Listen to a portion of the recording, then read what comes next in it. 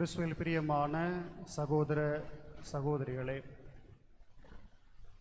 அன்னை மரியாள் ஜெப வாழ்வின் முன்மாதிரி என்று சிந்திக்கின்றோம். அன்னை மரியா ஜெபித்ததாக நாம் எங்கே பார்க்கிறோம் அப்படின்னா, மரியாவினுடைய அந்த பாடலில் பார்க்கிறோம். என்னுடைய ஆண்டவரை நான் உடைய ஆன்மா பெருமைப்படுத்துகின்றது, மீட்பராகிய கடவுளை நினைத்து எனது உள்ளம் பேருவகை கொள்கின்றது என்று அவர் பாடுகின்றார். ஜெபம் என்பது அதையும் தாண்டி நாம் கடவுளோடு கொண்டிருக்கிற உறவை பற்றினது. இயேசு அதிகாலையில் ஜெபித்தார், பொழுது சாயும் வேளையில் ஜெபித்தார், இரவெல்லாம் ஜெபித்தார் என்று எழுதப்பட்டிருக்கிறது.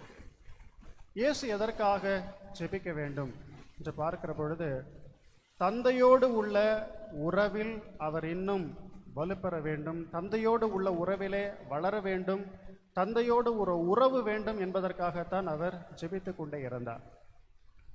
ஆகவே இந்த ஜெபம் என்பது உறவின் அடிப்படையில் இருக்கின்றது. ஆகவே தான் நாமும் ஜெபிக்க வேண்டும். நான் ஜெபிக்கணுமா ஃபாதர் அப்படின்னா, நான் ஜெபிக்க வேண்டும். ஏன், எதற்காக நான் ஜெபிக்க வேண்டும்?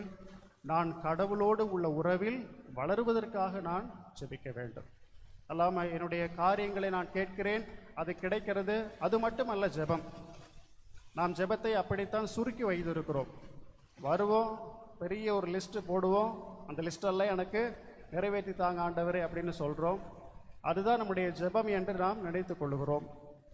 அது மட்டுமல்ல, அதையும் தாண்டி கடவுளோடு உள்ள உறவில் நாம் வளர்வதுதான் உண்மையான ஜெப வாழ்வு. Price the lord, praise the Lord.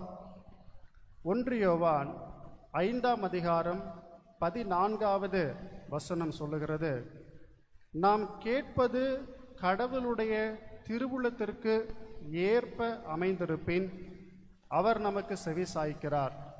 இதுவே நாம் அவர் மீது கொண்டுள்ள உறுதியான நம்பிக்கை. நாம் கேட்பது கடவுளுடைய திருவுளத்திற்கு ஏற்ப அமைந்திருப்பின் அது நிச்சயமாக நடக்கும்.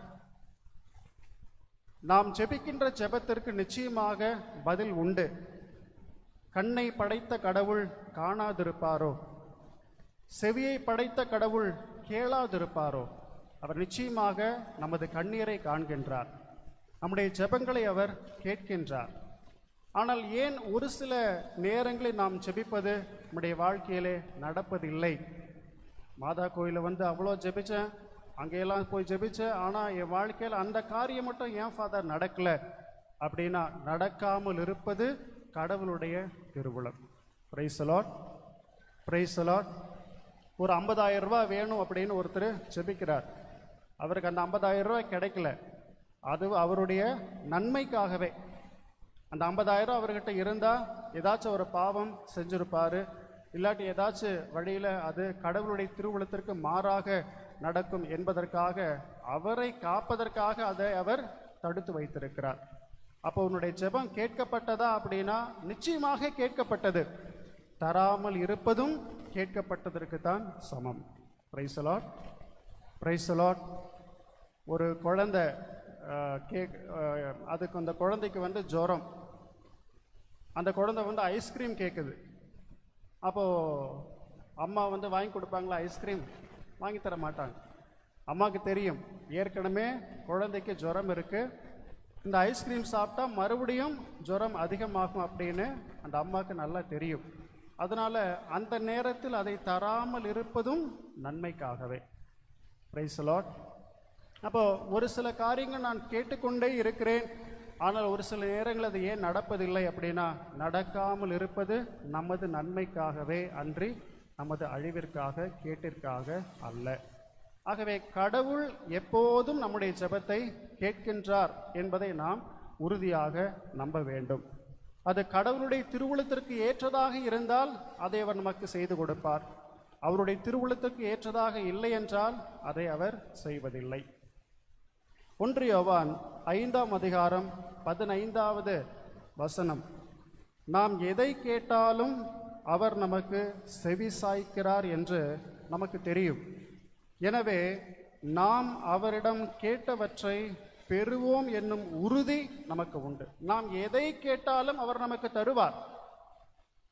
அவரால் செய்ய முடியாத காரியம் எதுவுமே இல்லை. கடவுளை கேட்கிறார், எனக்கு கடினமான காரியம் ஏதாகிலும் உண்டா? இல்லை, கடவுளால் எல்லாம் முடியும். அதுதான் இன்னைக்கு கபிரியேல் தூதர் சொல்றார் மாதா கிட்ட, கடவுளால் இயலாது ஒன்றும் இல்லை என்று சொன்ன பிற்பாடு மரியா எந்த கேள்வியும் கேட்கவில்லை. அப்ப நம்ம ஜெபத்திற்கு வருகிற பொழுது இந்த ஒரு மனநிலை நமக்கு இருக்க வேண்டும். நான் ஜெபிக்கிற ஜெபத்தை கடவுள் கேட்கிறார். என்னுடைய ஜெபங்கள் ஒரு நாளும் வீணாக போவது இல்லை என்ற ஒரு ஆழமான நம்பிக்கை நம்மிலே இருக்க வேண்டும். நான் ஜெபிக்கிறேன், இத்தனை பேர் ஜெபிக்கிறாங்க, என் ஜெபத்தை சாமி கேட்கிறாரா இல்லையா? கவலையே வேண்டாம், சந்தேகமே வேண்டாம், நம்முடைய ஜெபத்தை அவர் கேட்கிறார். Price the Lord. மார்க்கு 11:24. ஆகவே உங்களுக்கு சொல்கிறேன், நீங்கள் இறைவனிடம் வேண்டும்போது எவற்றையெல்லாம் கேட்பீர்களோ அவற்றை பெற்று விட்டீர்கள் என நம்புங்கள், நீங்கள் கேட்டபடியே உங்களுக்கு நடக்கும். அப்போ இங்க நம்பிக்கை தேவை, நம்பிக்கை தேவை. மரியாளிடத்திலே வந்து வானதூதர் சொல்லுகிறார், நீ ஒரு மகனை பெற்றெடுப்பாய், நான் ஒரு கன்னியாயிற்று, இது எப்படி நிகழும் என்று கேட்ட உடனே வானதூதர் சொல்லுகிறார், இது கடவுளால் இயலாதது ஒன்றும் இல்லை. அப்பொழுது மரியாள் கடவுளை நம்பினார்கள். அதுதான் மரியாவினுடைய ஜெப வாழ்வின் வெளிப்பாடு. ஒரு காரியமுடைய வாழ்க்கை நடக்கிற பொழுது அது நமக்கு ஒரு சில நேரங்களில் புரியாத பொழுது, இருப்பினும் நான் கடவுளை நம்புகிறேன், எல்லாம் சரியாகும் என்ற ஒரு மனநிலைதான் ஜெப வாழ்வினுடைய முதிர்ச்சி. அல்லாம நான் ஒரு மெழுகுவத்தி பற்ற வச்சேன், அதை கடவுள் கொடுத்தாருன்னா நான் கோவிலுக்கு வருவேன், அது கொடுக்கலன்னா நான் கோவிலுக்கு வரமாட்டேன். அது எல்கேஜி குழந்தை மாதிரி. Price the Lord. அது விசுவாசத்தில் ஜெப வாழ்க்கையில் இன்னும் எல்கேஜி குழந்தையாக தான் அவங்க இருக்கிறாங்க. அவங்க எப்போ அவங்க முதிர்ச்சி அடைஞ்சிட்டாங்க அப்படின்னு, கிடைச்சாலும் கிடைக்காட்டியும் என் ஆண்டவர் எனக்காக எதையோ செய்து கொண்டே இருக்கிறார் என்று மரியாவை போல நம்புவதுதான் ஜெப வாழ்வு. இதைத்தான் மரியாவிடமிருந்து நாம் கற்றுக்கொள்ள வேண்டும். என்ன நடக்கப் போவது தெரியாது மாதாவுக்கு, ஆனால் கபிரியேல் தூதர் சொன்னதை அப்படியே மரியாள் நம்பினார். அந்த குழந்தையை நான் ஏற்றுக்கொள்ளுகிற பொழுது இந்த உலகம் என்னை தவறாக பேசலாம், எனக்கு நிறைய அச்சுறுத்தல்கள் வரலாம், நிறைய என்னை கேவலப்படுத்துவார்கள். ஆனால் இந்த உலகத்தை எல்லாம் மாதா பார்க்கல, ஆண்டவரை மட்டுமே கண்ணோக்கி பார்த்தார். என் ஆண்டவர் சொன்னதை செய்து முடிப்பார், என் ஆண்டவர் நிச்சயமாக எனக்கு நல்லதே செய்வார் என்று முழுமையாக கடவுளை நம்பினார்கள். அதனுடைய வெளிப்பாடுதான், இதோ ஆண்டவருடைய அடிமை, உமது வார்த்தையின்படி எனக்கு ஆகட்டும் என்று சொன்னதனுடைய அதுதான் ஜெப வாழ்வினுடைய முதிர்ச்சி. சிலுவை அடியிலே நிற்கிறார்கள். இயேசு தன்னுடைய மகன் இப்படி சிலுவையிலே ரத்தம் சிந்தி கிடக்கிறார், மரித்து கிடக்கிறார். ஆனால் ஒரு வார்த்தை கூட கடவுளுக்கு எதிராக பேசாமல் அனைத்தையும் நம்பி, கடவுள் ஏதோ நல்லது செய்து கொண்டிருக்கிறார், கடவுள் என்னை நிச்சயமாக கைவிட மாட்டார், அன்று தாவீதின் அரியணையிலே இவர் வீற்றிருப்பார், இவருடைய ஆட்சிக்கு முடிவே இராது என்றெல்லாம் சொன்ன கபிரியேல் தூதர் என்று காணவில்லையே. ஆனாலும் மரியாள் அனைத்தையும் நம்பினாள். கடவுள் சொன்னது நிச்சயமாக நிறைவேறும் என்று நம்பி இருந்தார்கள். அது ஒரு நாள் நிறைவேறியது. இதுதான் மரியாவினுடைய ஜெப வாழ்வினுடைய வெளிப்பாடு. Price the lord. Praise the lord. நாம் ஒரு சில நேரங்களில் கேட்கறது ஏன் நமக்கு கிடைக்கிறது இல்லை அப்படிங்கிறதுக்கு யாக்கோபு பதில் சொல்றார். யாக்கோபு 4:3 நீங்கள் கேட்டாலும் ஏன் அடைவதில்லை? ஏனெனில் நீங்கள் தீய எண்ணத்தோடு கேட்கிறீர்கள், சிற்றின்ப நாட்டங்களை நிறைவேற்றவே கேட்கிறீர்கள். அப்போ நம்ம நல்ல மனசோடு கேட்கும் பொழுதுதான் அந்த காரியங்கள் நடக்கும். நாம் தீய எண்ணங்களோடு கேட்கிற பொழுது அது நடக்காது. ஒரு திருடன் காலையில் எழுந்திரிச்சு மெழுகுவத்தி பற்ற வச்சு, மாதாவே இன்னைக்கு நான் திருட போகிறேன், இன்னைக்கு நல்ல வசூல் எனக்கு கிடைக்கணும் அப்படின்னு சொல்லிட்டு அவன் மாதா கிட்ட வேண்டிட்டு போகிறான். நடக்குமா அது? மாதா அதுக்கு செவி சாய்ப்பாங்களா? இல்லை. ஏன்னா அவன் தீய எண்ணத்தோடு அவன் கேட்கிறான். அப்போ நல்லவற்றிற்காக நல்லதை கேட்கிற பொழுது அது நம்முடைய வாழ்க்கையிலே கடவுள் நிறைவேற்றி தருவார். எபேசியர் 6:7 மனிதருக்காக அன்றி கடவுளுக்காகவே செய்வது போல நல் மனத்தோடு வேலை செய்யுங்கள். அடிமையாயினும் உரிமை குடிமகனாயினும் நன்மை செய்யும் ஒவ்வொருவரும் ஆண்டவரிடமிருந்து நன்மையே பெறுவர். இது உங்களுக்கு தெரியுமன்றோ? நன்மை செய்யும் ஒவ்வொருவரும் ஆண்டவரிடமிருந்து நன்மையே பெறுவர். அதுக்கு முன்னாடி சொல்லப்பட்டிருக்கிறது, மனிதருக்காக அன்றி கடவுளுக்காகவே செய்வது போல நல்மனத்தோடு அனைத்தும் நீங்கள் செய்யுங்கள். இப்போ நீங்கள் கேட்கறது எப்படி கேட்கணும்? மக்கள் பார்க்க வேண்டும் என்பதற்காக ஜெபிப்பது அல்ல, மனுஷனுக்காக அல்ல. நீங்கள் உளமாற ஜெபிக்கும் பொழுது, நல் மனதோடு ஜெபிக்கிற பொழுது அந்த ஜெபத்தை கடவுள் நிச்சயமாக கேட்கின்றார், அதற்கு பதில் தருகின்றார். Price the Lord. மரியே வாழ்க. அப்போ நம்ம ஜெபிப்பது ஏன் கேட்கப்படுவதில்லை? ஒன்று, தீய எண்ணம். ரெண்டாவது, கடவுளுடைய திருவுளம் பாராமல் மனிதனுடைய திருவுளத்தை நாம் நிறைவேற்றுவதனால். மூணாவது, நம்மிடம் இருக்கிற கோபம், அந்த காரணத்தினாலே நம்முடைய ஜெபம் கேட்கப்படுவதில்லை. யாக்கோபு 1:20 சொல்லுகிறது, ஏனெனில் மனிதரின் சினம் கடவுளுக்கு ஏற்புடைய செயல்கள் நிறைவேற தடையாயிருக்கிறது. நீ கோபப்பட்டதுனால உன் வாழ்க்கையில கடவுள் செய்ய வேண்டிய அந்த காரியங்கள் தடைப்பட்டு கிடக்கு. அப்போ நிறைய காரியங்கள் கடவுளுடைய கடவுள் ஜெபத்தை கேட்கிறாரு, செய்ய வர்றாரு, அது ஏன் தடைப்படுது அப்படின்னா அதற்கு என்னுடைய கோபம் காரணம், என்னுடைய பலவீனம் காரணம், என்னுடைய தீய எண்ணங்கள் காரணம். Price the lord. Praise the Lord. இன்னும் ஆழமாக சொல்லுகிற பொழுது எரேமியா 5:25, உங்கள் குற்றங்கள் இவற்றையெல்லாம் தடுத்தன, உங்கள் பாவங்களே உங்களுக்கு நன்மை வராமல் இருக்க செய்தன. தெளிவாக சொல்றார், கடவுள் உங்களை பிளஸ் பண்ணணும்னு நினைக்கிறாரு, ஏன் அது வரல? உங்கள் குற்றங்கள் இவற்றையெல்லாம் தடுத்தன, உங்கள் பாவங்களே உங்களுக்கு நன்மை வராமல் இருக்க செய்தன. அப்போ நாம் செய்கிற பாவங்கள் கடவுளுடைய ஆசீர்வாதத்தை நாம் பெற தடையாக இருக்கிறது. நம்முடைய ஜெபங்கள் கேட்கப்படாது தடையாக இருக்கின்றது. எசாயா 65:24, அவர்கள் வேண்டுவதற்கு முன்னே நான் மறுமொழி தருவேன், அவர்கள் பேசி முடிப்பதற்கு முன்னே பதிலளிப்பேன். இதுதான் கடவுளுடைய நிலைப்பாடு. நாம் ஜெபித்து முடிப்பதற்குள்ளே பதில் தருகிற தெய்வம். இன்னும் ஒரு வசனத்தில், நாம் கேட்கும் முன்னமே நம்முடைய தேவைகளை அவர் அறிந்திருக்கிறார். அப்படிப்பட்ட தெய்வம் நாம் வேண்டுவதற்கும் நினைப்பதற்கும் அதிகமான காரியங்களை செய்ய கடவுள் வல்லவராய் இருக்கிறார். அப்படிப்பட்ட தெய்வம் நிச்சயமாக நம்முடைய ஜெபத்தை கேட்கிறார். நாம் தினந்தோறும் ஜெபிக்க கடமைப்பட்டிருக்கிறோம். நாம் ஜெபிக்கிற பொழுது அந்த ஜெபங்கள் கேட்கப்படுகின்றன, நமக்கு அது ஆசீர்வாதத்தை தருகின்றன. சரி ஃபாதர், எப்பெல்லாம் நான் ஜெபிக்கலாம்? எப்போல்லாம் நான் ஜெபிக்கலாம்? எப்போ ஜெபிக்கலாம்? எப்போது ஜெபிக்கலாம்? எப்பொழுதும் ஜெபிக்கலாம். அதுக்கு நேரங்காலமே இல்லை, இல்லையா? ஒரு வேலை செஞ்சுட்டு இருக்கும் போதும் ஜெபிக்கலாம், நடக்கும் போதும் ஜெபிக்கலாம், பயணிக்கும் போது ஜெபிக்கலாம், எப்போதும் ஜெபிக்கலாம். அதுதான் திருப்பாடல் 34:1 சொல்லுகிறது, ஆண்டவரை நான் எக்காலமும் போற்றுவேன், அவரது புகழ் எப்பொழுதும் என் நாவில் ஒலிக்கும். ஆண்டவரை எக்காலம் நான் போற்றுவேன். இந்த நேரம் அந்த நேரத்தில் எப்பொழுதும் நான் அவரை போற்றிக்கொண்டே இருப்பேன், எப்பொழுதும் நான் அவரை புகழ்ந்து கொண்டே இருப்பேன், எப்பொழுதும் நான் ஜெபித்து கொண்டே இருப்பேன். அதற்கு நேரம் காலம் இல்லை. செக்கரியா 13:9, அவர்கள் என் பெயரை நினைந்து மன்றாடுவார்கள், நானும் அவர்கள் மன்றாட்டிற்கு செவி கொடுப்பேன். எத்தனையோ வசனங்கள் சொல்லிக்கொண்டே போகலாம்.